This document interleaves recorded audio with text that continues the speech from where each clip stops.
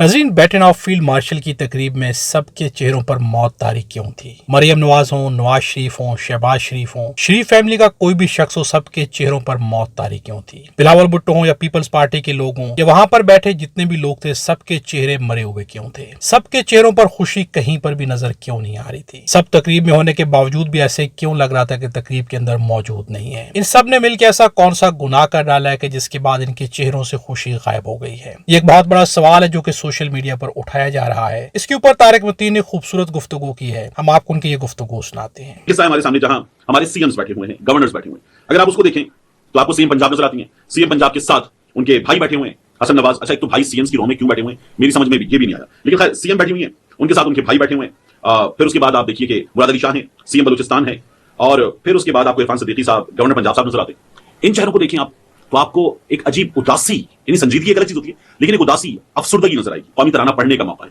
अब कौमी तराना पढ़ने का मौका, जब आप कौमी तराना पढ़ रहे हैं, सुन रहे हैं, तो आप सर बुलंद करके सुनते हैं, साया खुदाए जुल जलाल पे आप गर्दन झुकाते हैं, सर झुकाते हैं, तब भी बात यह कि आपके चेहरे पर इत्मीनान होता है, आपके चेहरे पर वकार होता है। आप कौमी तराना पढ़ रहे हैं, आपके चेहरे पर एक जज्बा नजर आता है। आप बिलावल भुट्टो जरदारी का चेहरा देखिए, सपाट।